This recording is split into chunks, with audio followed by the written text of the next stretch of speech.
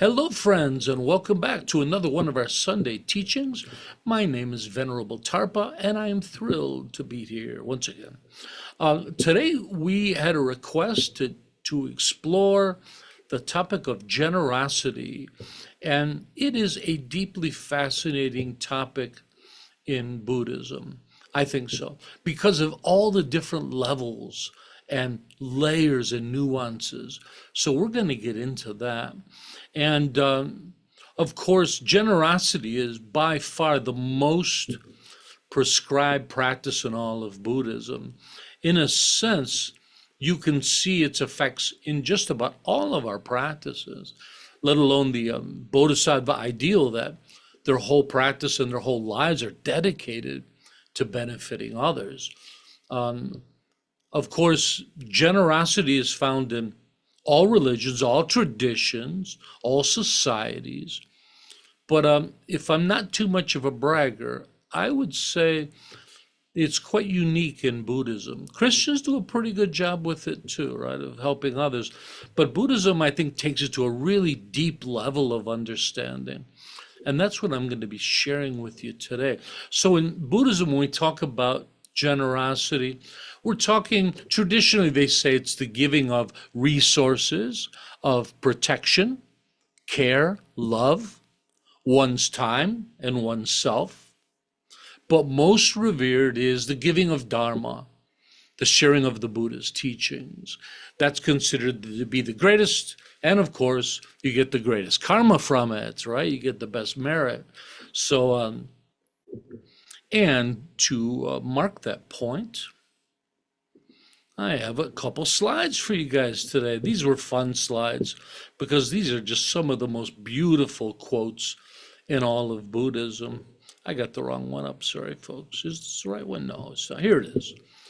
According to the Buddha, if people knew the value of giving the way I do, they'd never eat a meal without sharing it with others. That's a profound statement, isn't it?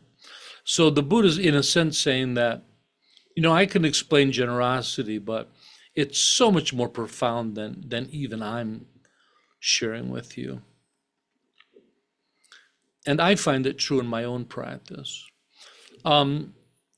Because of its universality, many psychologists, scientists nowadays consider generosity what they term a psychological universal. Isn't that a fascinating term?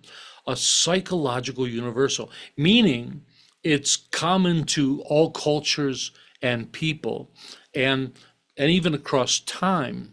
And this supports our Buddhist notion of that we possess a true nature, that generosity truly is a part of our true nature. I know David's always asking me about defining true nature, and I forget what was the last definition we had. It was intrinsic characteristic, I think, was one we had.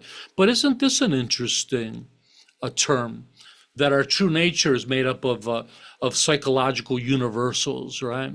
These things that are true among all people across time, across cultures and countries. I thought that was really fascinating. There's also been a lot of current research on generosity, and I find it quite fascinating. We have psychologists, scientists doing all kinds of experiments, and the results are quite fascinating. In one recent study I read about, they came up with this term, the helper's high. And I thought, of course, Buddhists have known about this forever, and the idea that what they call pro-social behavior, we call altruism, but pro-social behavior is this quality that gives people this kind of natural happiness, this natural high. And they did extensive research on this. And even with really small children, as young as 3 or 4 years old, they found that when they gave them something, it made them happy. But over a course of time, that level of happiness kind of fell each time. I don't know how they monitor that. I'm not going to begin to guess that there's some kind of baby happiness app for everybody's phones, but somehow they did. But what they found was when they got the children to give away that treat to someone else, that that happiness level, let alone did it not drop over time, it actually increased over time. And that they found that they were, I think they kind of mentioned at first the kids weren't so big on it. They wanted the treat. But once they got a feeling of that and experienced that giving, then they kind of, I guess they got the helper's high. They really got off on it. And then they even developed a higher sense of happiness, giving it away instead of having it themselves. And of course, all of the bodhisattvas in our group know about this, right? This is so obvious in our lives. But it's kind of cool that we're finding research that backs up what Buddhism has been talking about for a long time. And other research is pretty interesting too, like this idea of practicing generosity, altruism, or pro-social behaviors, that the effects on health. They're finding that it really has not just a little effect on health, but really profound levels of making us healthier, helping us to live longer. They find that these altruistic, generous, open-hearted people really are by nature healthier all the way around. And on top of that, they say, let alone are they healthier, they're also smarter, that it seems to help our intelligence and our cognitive functions. So pretty fascinating. We've known that for a while, right? Daniel Goleman, who wrote the book Emotional IQ, he's written many, many books with the Dalai Lama. That was an assertion he made early on in the 80s that it seemed well documented that positive people just seem to just operate better, healthier, better immune systems, and actually more intelligent. They did better on testing than pessimists, right? So that was the big argument through the centuries. Is it better to be optimistic or a pessimist? And then the old saying that says both are needed in the world. The optimist invents the airplane, and the pessimist invents the parachute. I was like that. So I got a couple of views here. So we're talking about generosity. How do I lead into this? Anyways, maybe I'm nitpicking, but for me, there's a bit of a difference here. So we talk about generosity, and we usually think of generosity as giving to others out of compassion, out of empathy, right? But and again, maybe it's nitpicking, but I see a big difference between giving and sharing.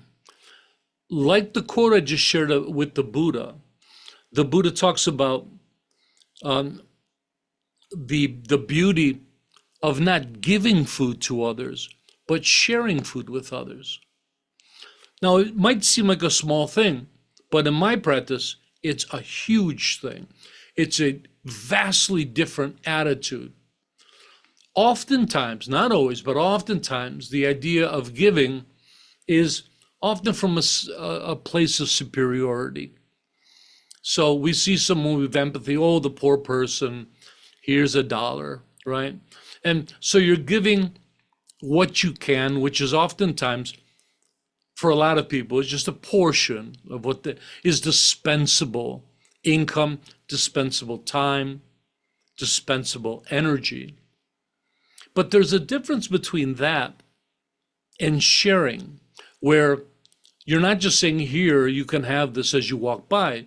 You're saying, come over and have this with me. Look, I got enough for both of us. Let's have it together, right? It's inclusive. It's not from a point of superiority, helping the poor people, right? And I'll let you ponder that. I don't know if there's much more I can say about that. But to me, in my own practice, there's a huge difference. Sharing is something you do with friends. Giving is something you do often with strangers, right? And maybe it's semantics, but nevertheless, I think that's an important point to make. In Buddhism, generosity is seen as the opposite and antidote to greed, right?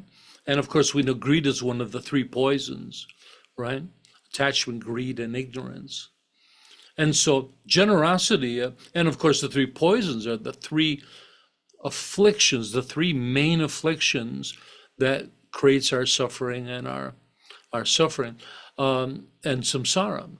In last week's class, we talked about the 12 links of dependent origination, and we showed you that picture of the wheel of life.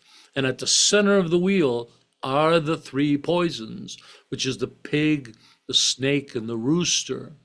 And those represent that attachment, greed, greed, hatred, and ignorance. I often think that the cultivation of meritorious qualities like generosity, meritorious meaning the attaining of good karma, I think that they're quite misunderstood. With many seeing these acts of goodness as similar to making deposits of goodness into a bank to pay for future rewards. And often this is seen in Asian cultures where there's such a strong emphasis on generosity, like nowhere I've seen anywhere else. But it does seem oftentimes to be tied together with personal reward, right? And the idea is that people will give large amounts of money to the monasteries, but always with the idea that somehow that's going to benefit them, that it's going to be good for their business. And so there's an aspect of superstition there. I do believe when we do good things, it creates potentiality for us to experience goodness in return, of creating a more beneficial environment, to be surrounded by lovely people. But I don't take it as far as what I think is more superstitious, where seeing a direct relation. If I give $200 to the temple or monastery, and then I'm going to wait around and see how the numbers on my bank account look, I think that's a little bit silly. But nevertheless, in Asia, it's huge. And one of the reasons why Buddhism flourishes in Asia, boy, those monasteries are just so rich. Even my old monasteries, Sarijay and Gyumay monasteries, they have no problems with resources. You wouldn't believe the amount of donations that they receive. In the West, we're still playing catch up. But nevertheless, the 8th century Buddhist master Shantideva, which is one of the great masters to influence Tibetan Buddhism, believed that the cultivation of generosity is not so much about earning goodness, but instead it's about reducing our miserliness and our greed and shedding our attachment to worldly concerns. So we should think about it like that. When we practice generosity, it's not so we'll get something in return. The act is still generous, but you could see that self-centered aspect to it, right? And according to Buddhism, that would kind of taint the act, wouldn't it? It's not as generous as you think it is, because you're really wanting something in return for it, right? It's not there's levels of, maybe we could call it purity or authenticity of generosity. There's different levels, right? And if we're doing things for others with only the idea that I'm going to get something in return, it's still generosity. It's still a good thing to do, but you can see it's not a completely authentic form of generosity. And so instead of seeing generosity like that we do something so we'll get something in return, we should think about practicing generosity. What we're doing is we're loosening our purse strings, right? One thing I should have probably said at the beginning, I always give a little speech that I always feel a little funny teaching about generosity, because so many of the monasteries and temples that I've heard teaching about it, it's usually right before they start passing around the bowls for donations. And I kind of feel like I'm sneakily asking for donations. And we are in the middle of our spring fundraiser. But we actually, a student asked me to teach on this subject today. But nevertheless, as you can tell, I feel sometimes a little guilty teaching on generosity, like I'm asking for a handout. But in Buddhism, financial generosity is by far the least of the least authentic, or the idea that that's an easy one for us, to give somebody a couple bucks. That's not so hard for us to do. To give someone your time, now, that's a tough one, right, everybody? That's a tough one. To take a day and read with kids or something, or take time to just stop and listen to somebody talk. That's a tough one for us. So there's all kinds of very deep levels of generosity and in practice, and most of it has to do with our intention. What's in your heart when you do such an act. So, but anyways, the idea here is that we shouldn't look at, when we do acts of generosity, when we're practicing generosity, it shouldn't be with the idea that we're getting something in return, or we're earning our way to awakening. Instead, we're practicing generosity as an antidote to a deep-rooted affliction that's hard for us to work with. And that's greed, miserliness, but it's also self-centeredness, right? Selfishness, this putting ourselves before everybody else in the world, right? This whole idea, greed and selfishness goes a lot deeper than just money, doesn't it? We're greedy with our time, we're greedy with our compliments, we're greedy with our all of these things, our emotions oftentimes.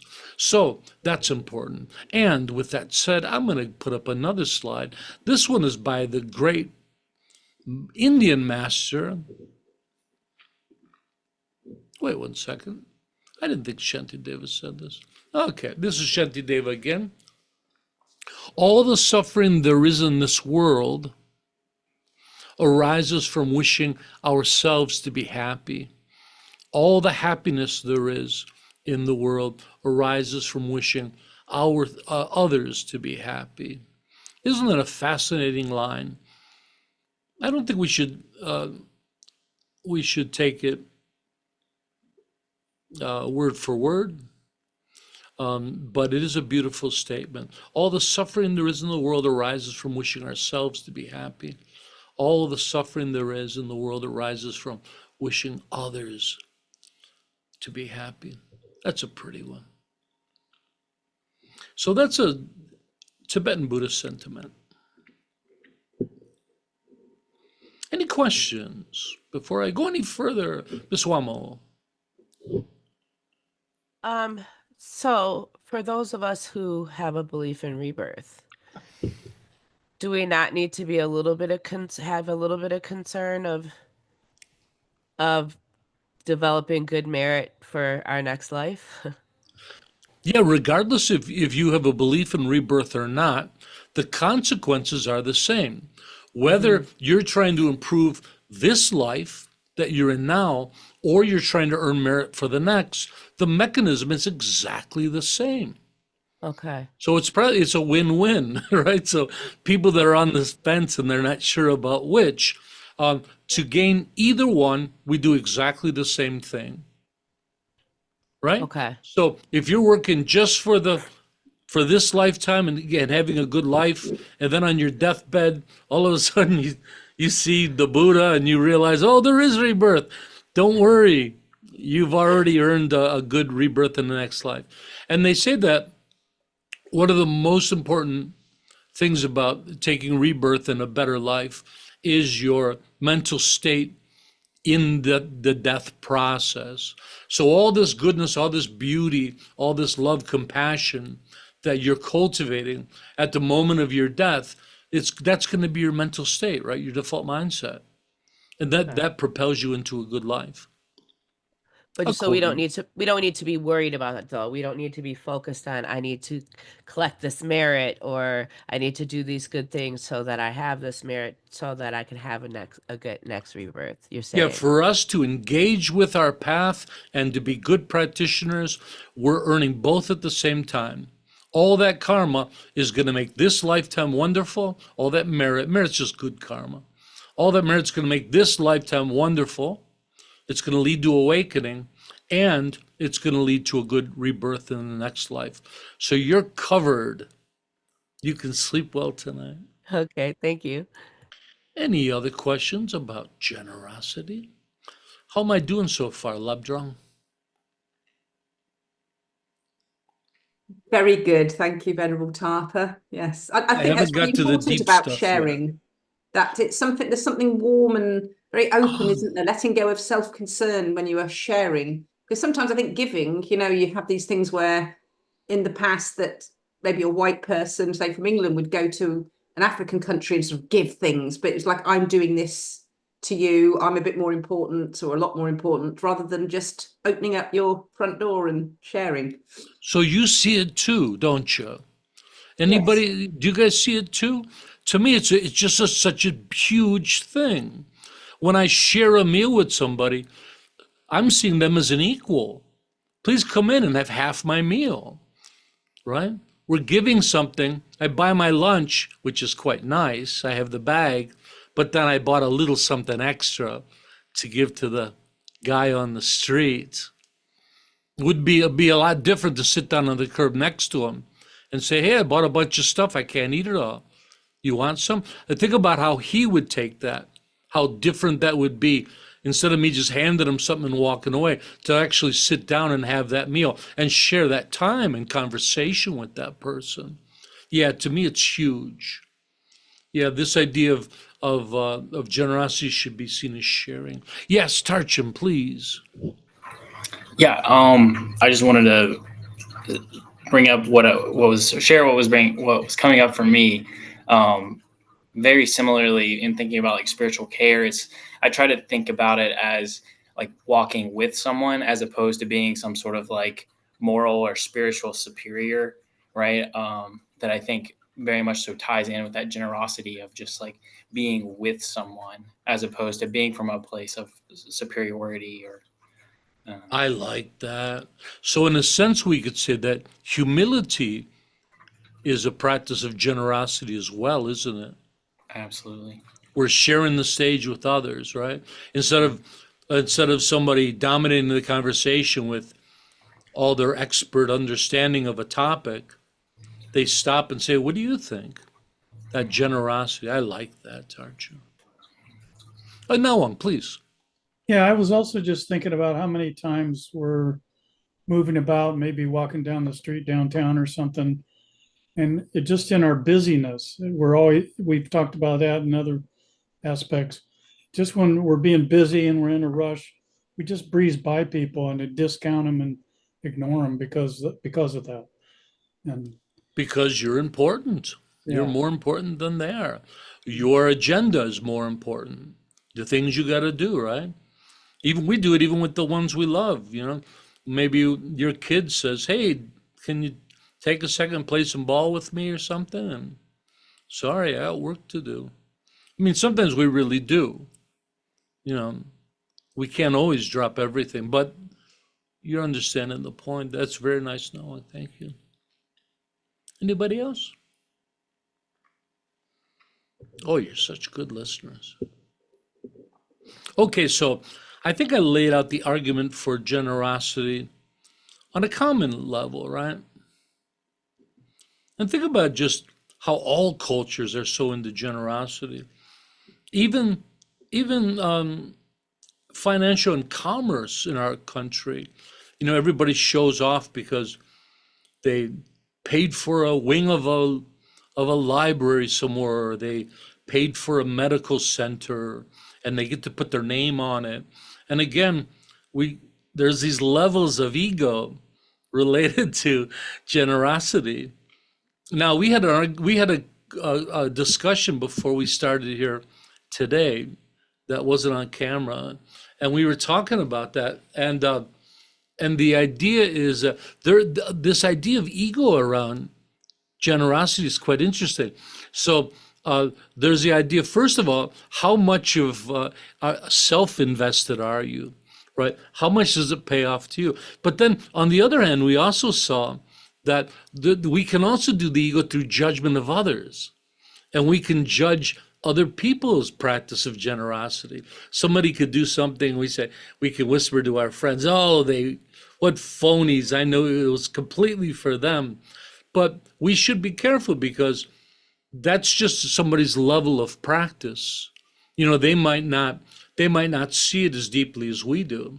As you practice it, those things become aware. But so many people, they just simply can't do better than that. That's their level of practice. That's their level of self-awareness. So let's be careful that we don't, let's be happy that people are practicing it. And then we hope that they'll get deeper in it. And I think that that's what happens. Oftentimes when people take bodhisattva vows, they'll tell me that how guilty they feel because they say, I'm practicing altruistic acts and generosity, but in the back of my mind, I know it's for me. I know that I'm trying to get good karma. And they feel really guilty about it, right? And I always say, oh, don't worry, that's where it starts. Because that's where we're starting, that level of self-centeredness. This is one of the reasons we're practicing Buddhism, because most people aren't aware of this deep level of self-centeredness we all have. Not even selfishness, it's just putting us at the center of things. A lot of it comes from fear, right? We want to make sure we're okay. So the idea is that that's where we start. And then the practice, especially bodhisattva training, starts to whittle away at that. And the greatest thing is sometimes I'll get a message from someone and they'll say, I just had a completely selfless act. I just committed an act of generosity and there was not a single thought or care of me in the act. And I experienced that as well. And it's kind of weird because we're not used to it. One of the first times I experienced it deeply is when I was a new monk and I had my brand new robes on. I'd been ordained. We were at the monastery. And maybe it was the first time a lay practitioner came up to me and put their hands together in Anjali and bowed to me as a monastic. Now, I would have thought in the old days, I would have felt, oh, how nice that is. But what was weird was my experience shocked me because I hadn't experienced before. I knew that it wasn't for me. I knew that they were bowing at the Dharma. And the act went right through me, it felt like. And I was just the observing witness to this beautiful act of generosity. I had never experienced that before, where that idea of self-centeredness was just gone. Now, I'm sad to say it's the only time in my life I've ever experienced. No, I'm kidding. No, it comes up, and we call that non-contrived bodhicitta in technical terms, right? Where it's not something conceptual we think about. It's an actual direct experience of that selfless nature of it. In Tantric Buddhism, they talk about the emptiness of the gift, the giver, and the receiver, where you don't feel necessarily a part of it, more of just a witness to it, or you're able to facilitate it, but it's not necessarily about us. Anyways, pretty cool. Labdrong, please. Yeah, I was going to say, hang on now. Oh yeah, just be able to just share without any expectation of getting anything in return, or not even, not a thank you. In Buddhist culture, like when you're a monastic and everybody goes out and does alms rounds in the morning, in my pilgrimages, I was so lucky. I stayed at tons and tons of monasteries, and I'd go out in the morning in all these different Buddhist countries with all these different monasteries and do alms rounds. And I found that was so different than we think it is. So the idea that we have is, I think a lot of people think, oh, how nice, the monks go out and get free food.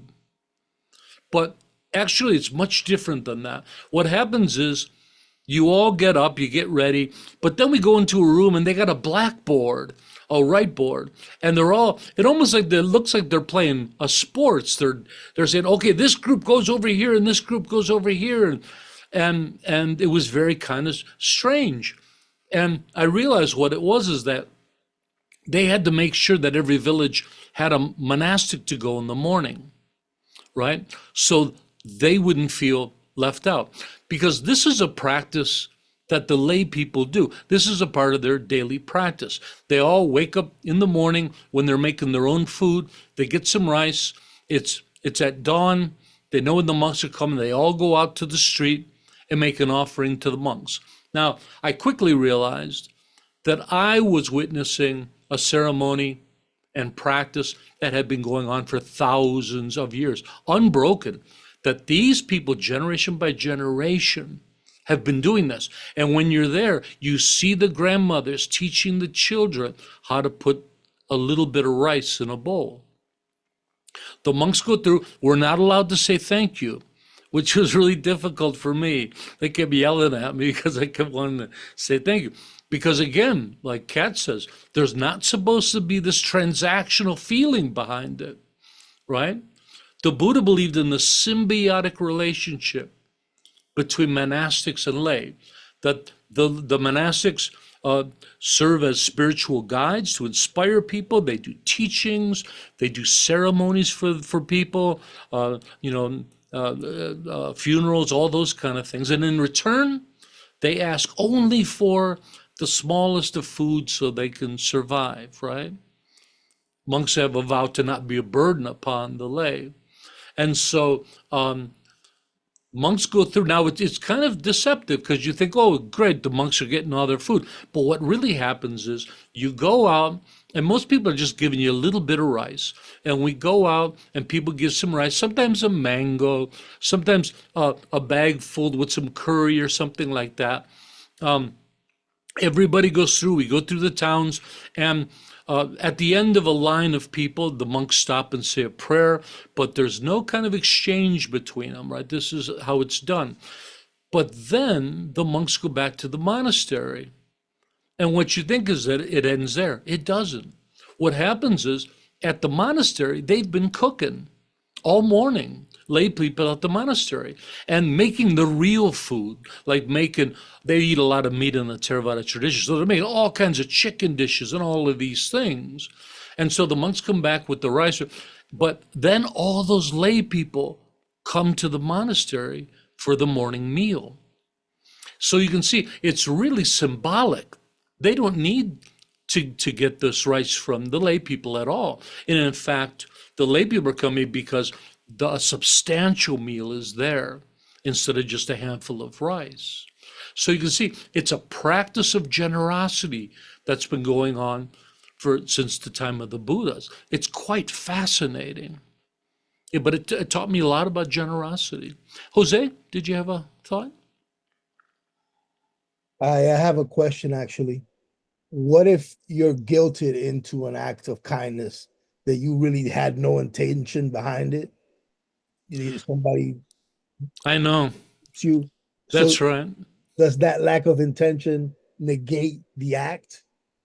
Their intention has nothing to do with it. What you do with that situation is what's important. So somebody say you got pushed into it, you got guilted into it. But if you say, hey, I'm going to make the best of it, this would be a nice thing to do, you can turn it into a beautiful act of generosity. Oh, you can also say no. I'm good at saying no. Yeah. Okay. Oh, that was a wonderful question, Kat. So I want to dig in deeper. So we covered the basics of generosity, but especially when you get into the Mahayana tradition with the 6 perfections, and a lot of our bodhisattvas here are all following the 6 perfections. Well, the very first of all the perfections is generosity. And again, it's considered the giving of resources, protection, care, love, one's time, oneself, and the Dharma, most importantly. So for a bodhisattva, these qualities take on a much different attribute, effect.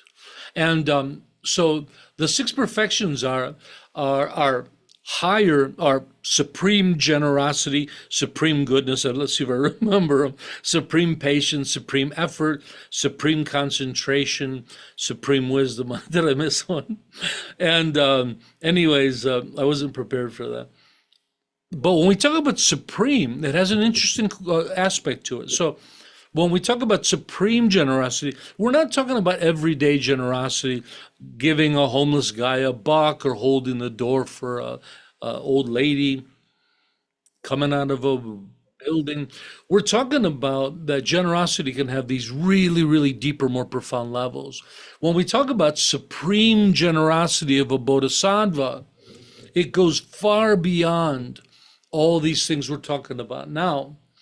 For a bodhisattva, it's not, they move past the events of the objects, and it's literally it opens it up to just giving of themselves completely. Generosity is opening themselves to the world. So for the bodhisattva, they take a vow to that their focus is becoming awakened for the benefit of all beings. And they see their lives as everything they do within their lives, in one way or another, leads towards that goal. When they have a meal, they're thinking, may I nourish myself so I can be of better assistance to others, right? And when I sleep, when I exercise, everything a bodhisattva does at the deepest level, or the recommended practices, to see everything you do as leading to the benefit of others, right? And so this is a really, really deep level of generosity, and where they get to the point where they think every breath they take is an act of generosity, right? When everything you do is focused completely on awakening so you can benefit others, literally everything you do is an act of generosity. Now that's at the deepest level. Not many practitioners can practice it at that level, but it does give you an idea of the trajectory of where we're talking about ordinary generosity and learning to make that really authentic generosity. And now we're talking about moving it to the point where just literally your existence is an act of generosity. Wow, that's a huge spectrum, right? So we're not asking anybody to jump to the end, but it is nice to kind of understand that end result and to move towards it. So, wow, what a goal for a bodhisattva, huh? That's a tough goal. But again, we don't have to reach that. Moving towards it is what we're trying to do. It becomes an ideal in our lives. And of course, in SBT, we call this shining, right? And the origin of the practice came on, I've told this story before, that when I took my bodhisattva vows, I was a bit gung-ho on being a bodhisattva, and I used to run around and try to do all these acts of generosity. And I would, every time I left the house, I would leave 10 or 15 minutes early in case anybody needed assistance on the road. And I would just all these premeditated thoughts of how can I benefit the world? And my teacher heard about it and chuckled. And I said, well, I said, am I doing it wrong? What's wrong? And they said, oh, that's not how a bodhisattva operates. A bodhisattva's level, their intention and their understanding of generosity is so much deeper than that. Bodhisattvas don't have such a linear kind of plotted idea of generosity, planning their acts of generosity. I say, bodhisattvas don't do that. A bodhisattva's generosity, their intention of generosity, is spontaneous. They don't think about what to do. Bodhisattvas just shine. And that line that they said, bodhisattvas just shine, that really affected me. And I started practicing that. And that led to our SBT practice of shining, which is unique. I don't know other people that actually have a practice of it. And so for the bodhisattva, they just abide in the world, again, practicing goodness and everything they can. But when the needs of things arise, they simply take care of them. They're just open to benefiting, and they can enjoy their lives. They can have a cup of tea, but when something needs to be done, just spontaneously, they arise to it. They just share themselves with the world. And so when we talk about the practice of shining, you might say, well, what do you shine?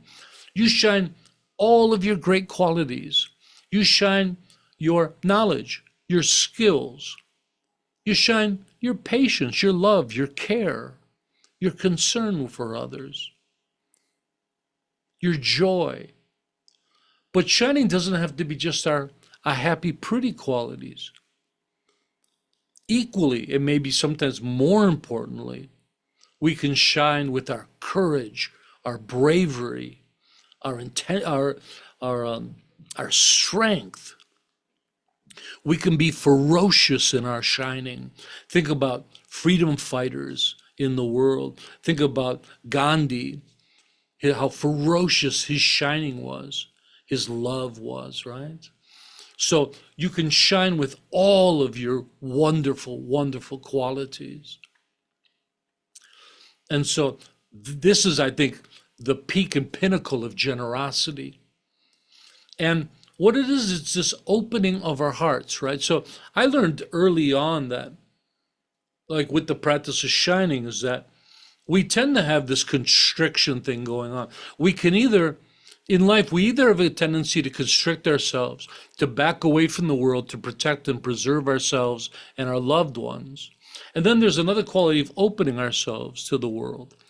And I think both are valid depending on our situation or experience, right? There are experiences that you want to back away from and guard yourself. So I think it's constantly ongoing, right? It's not just one thing or another. We have to gauge and discern every situation, experience, and decide where do we want to be with that, right? Oftentimes it's can be thought of as distance between experience.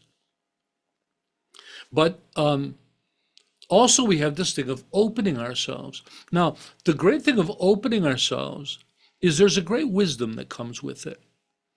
Because when we close ourselves off from the world, when we back away, we simply don't learn anything, right? Since we're not open to things, we don't learn. We don't listen to others. When you open yourself up to the world, you open yourself up to ideas, to people, to experiences, to emotions. We learn, we grow, right? So opening up, which is the Bodhisattva principle, and the Buddhist one, is greatly beneficial. We're really engaged with the world, right? We're not afraid, we're engaged, and we learn. And this is how we build communities. This is how we build families, right? If you're closed off, you never meet anybody to build a family. This is how we build friendships, right? So this is the idea of shining. This is the idea of generosity. And through generosity, we create, we support community, again, friendship, security. When you're open, as much as we want to close ourselves off when we're fearful, when you're open and you're a member of a community and a family, it's actually a safer place. You have people to rely upon, right? And again, science shows that we're simply healthier, smarter people. We live longer when we're positive, open, healthy, friendly people. But I think most importantly is that when we open ourselves up like this with generosity, we learn how to shine. We transcend suffering and samsara. Shining, generosity, openness, whatever words you want to say, we want to use, they are the direct practice and path to awakening. That's why it's the first of all the paramitas, of the 6 perfections, right? That's why it's so important, because of course that second of the 3 poisons, greed, is a really tough affliction for human beings. We often think of greed as just being selfish and greedy, but greed has a lot to do with self-centeredness, self-concern, right? Okay, how about some questions? What do you guys think? How are we doing on time? We're doing pretty good. You like that idea? Yeah, David, please share with me.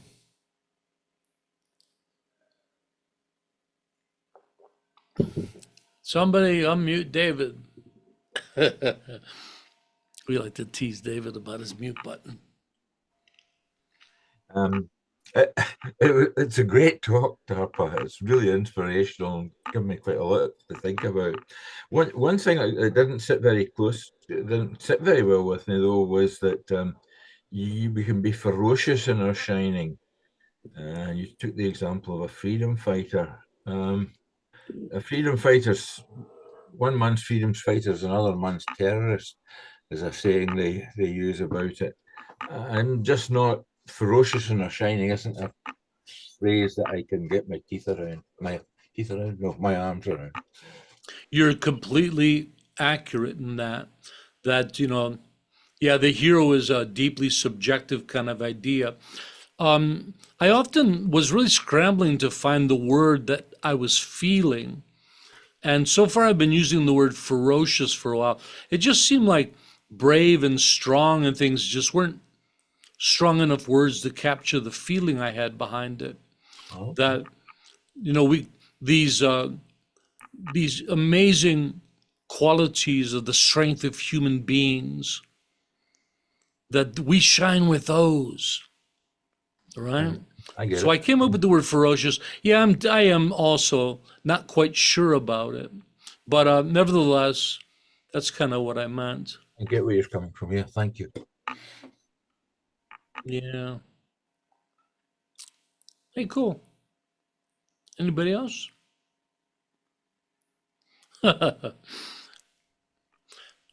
David, please. I've got another question.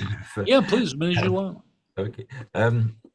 Yeah, what you took on at first as your being a Bodhisattva, of like being prepared to help people and organizing your life so that you could. Isn't that also not an alternative to being a Bodhisattva, but also an expression of being a Bodhisattva? No doubt about it. Oh, right, okay. It's a beautiful expression of generosity. Like we were saying, depending on somebody's level of understanding and experience, it doesn't matter how people are practicing generosity. They're trying, but you slowly learn how to be more proficient at it, right? And so at the beginning, that's how we try. But my teacher was pointing out this deeper level. And so the Bodhisattva doesn't plan. He's just open to helping in any capacity. Now, that doesn't mean the Bodhisattva can't plan. Let's not make it a kind of a binary choice. It's just the idea that, we're changing the idea from, sometimes we think about generosity as specific acts instead of an attitude of generosity. There's acts of generosity and there's the attitude of generosity, which is the Bodhisattva attitude. The attitude that, whoever comes around and needs help, you say, sure, I'm here you go. One of those people, right? Instead of being, some people justly are protective of themselves and their family. And they might out of fear say, no, I can't help you with that. But just having that attitude, that openness of generosity, that's an extraordinary human quality. Oh, Miss Cat, please share with me. I remember a while ago you talked about, like idiot compassion. I wonder if there's an idiot generosity, that if you just give everything and then you're just destitute, and I suppose there has to be a balance, like you said, like sometimes a compassionate, no, actually I can't help right now, but Beautifully said. So yeah, idiot compassion is the idea that you're compassionate towards others, but it lacks wisdom. And what happens is you don't get the result that you were hoping for. So let's say that you see someone on the street, it's a very cold night. You say, oh, I have an extra room. Come on, you could spend the night. And you wake up and everything's gone. They've cleaned out your house, right? And so you had the good intention, but you didn't think it out quite well. You could have bought him a hotel room instead. But nevertheless, that's kind of idiot compassion. But yeah, we can be idiots in everything we do. Well said, Kat. And idiot generosity is the same thing. You can be so generous that you give away all your things and you can't feed yourself. So wisdom is always needed to be skillful in our practices of generosity, of compassion, of care. Thank you, Kat. That was brilliant. Hey, should we talk about how to actually practice generosity? Don't give us a cliffhanger. Well, I'm going to share that with you next week. No, I'm not. So, let's do another slide. I'm slide happy today. What do we got here? I thought I had another. I thought I missed one somewhere. There's one, there's two. Where's three?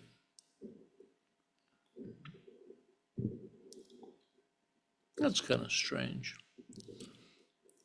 Oh, don't you worry about it, folks. So anyways, let me get rid of that. So how do we actually practice generosity? Well, we all know that question already, right? You'll get better. You just have, first of all, you start with just the intention to give, or more appropriately, share with others. Right? Don't be a selfish kid. We teach all our kids to do it, and then we grow up and forget about it, don't we? We expect our kids to do it, but none of us expect ourselves. So transcending selfish, self-centered mental states, we do through the cherishing of others. This is how the Bodhisattva. And I remember the slide that's not coming up. The quote was the Bodhisattva's pledge is to transcend self-centeredness through to transcend self-cherishing through the cherishing of others. Isn't that a beautiful thought? So that's it. Again, when we're practicing generosity, what we're really trying to do is we're trying to transcend self-cherishing. Some people aren't quite sure what that means, self-cherishing. We don't mean self-love and things like that. We're talking about selfishness, egocentric, narcissistic behavior, right? That's what we mean by self-cherishing. And so that's how the Bodhisattva practices generosity. That's how the Bodhisattva transcends self-cherishing. Through the cherishing of others, appreciating others, understanding others, right? One of our members today said, are you going to be talking about random acts of kindness? That's one of my favorites. Isn't that an extraordinary thing, huh? You remember when that started? Must have been 20, 30 years ago, the whole movement of random acts of kindness. People say humanity's not doing better. Oh, you can't tell me that. We have these beautiful things that come up. Random acts of kindness. I never heard about that when I was a kid. Isn't that extraordinary? Miss Cat? Well, the one I love is when people will just leave books on a bench in a phone box for people to find. Just finding books. I think that's just a wonderful thing. Yeah. Or people at restaurants will secretly pay for somebody else's meal. I'll be at IHOP at 4:00 this afternoon if anybody's interested. So that's an extraordinary practice. So that's one you can do. And it's fun. It's a great one to teach kids, right? And then with SPT, we have our practice of the 4 gifts, which is a practice of generosity, that of our stability, our calm, our care, our caring, and our happiness. We generate those qualities because they're spontaneous and what's the word I'm looking for? they're contagious. That when we're stable, when we're calm, when we're caring, when we're happy, other people pick that up and it changes their mental state, right? So we do that practice. We'll talk about that in our practice of skillful living over the summer. That's a great practice of generosity. Loving kindness is a great practice of generosity. Whether you're doing it on the cushion, whether you're just pondering it when you go about your day, compassion, love, kindness, they naturally lead to generosity, right? And again, compassion, empathy, right? They naturally make us more generous. Reflecting on past acts of generosity is an interesting idea in Buddhism.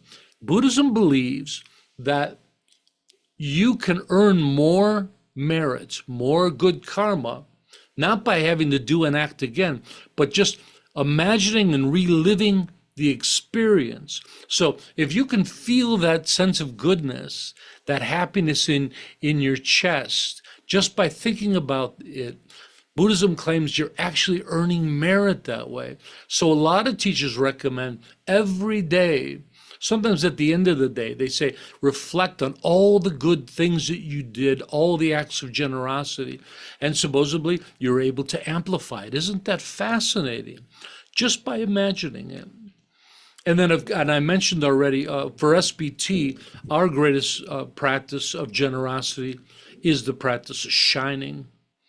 Because shining isn't so much focused on what and where and the situation, the cost of the gift, these things we think about. Shining goes right to the heart of developing the attitude of generosity. That's the deepest level, not the acts. It's that attitude of generosity. And of course, the attitude of sharing what you have with others. Any last questions? That's about all I got for you. Was it a nice presentation? And so I'll follow it up with, oh, by the way, we're in the middle of our spring fundraiser. It's a coincidence, I swear, everybody. It wasn't planned. Lovedrung asked if I could teach on generosity. A nice coincidence. Yeah. How much did you have to pay Lobron to answer the question? Yeah, 4 times a year we do fundraisers. Of course, everything we do is free and always will be. All our teachings, all our texts, all our things, all our retreats will be free. All the programs are free. Yes, Ms. Suwamo? It also ties in very nicely with the mind training program as well. Excellent, yeah. And so everything we do is free. And many people told me, they said, how you can't do that? How are you going to run an organization for free? We're doing it somehow. SBT is a big experiment. And but we do rely on donations. So a couple of times a year, we reach out to everybody and say, please help. Just to cover some of our expenses and to buy me a little bit of tofu. So with that said, it was really fun to teach that. Things coming up in closing, again, as Wangmo mentioned, we're in the middle of our mind training program on the 8 verses for training the mind. That should be appropriately called heart training. It's a beautiful, beautiful program. And we're on week 7, so we have 2 more weeks for that. And also this Saturday, May 10th, is the beginning of our Level 3 Introduction to Meditation, which is an introduction to insight meditation. It's an awesome program. Again, it's free. You can register on the website. It's this Saturday, and we're gonna teach insight meditation, vipassana, a whole bunch of really cool practices. That'll be every Saturday for 5 weeks, and I can't wait to share that with everybody. And I think that that's about it. So with that said, why don't we end today's teaching with our altruistic affirmation? May all be healthy, may all be prosperous, may all be well, may all be present, free of past regret and future worry. May all abide in constant appreciation, which is the source of great joy and contentment. May all realize their true nature and the true nature of reality, which is awakening. Thank you all for your generosity in coming. And remember that the SBT community was created for one purpose: to support you, the practitioner. Hey, there's another act of generosity, right? Thanks for coming, everybody. We'll see you soon. Bye-bye. Thank you so much. Thank you, Thank Venerable Tarpa.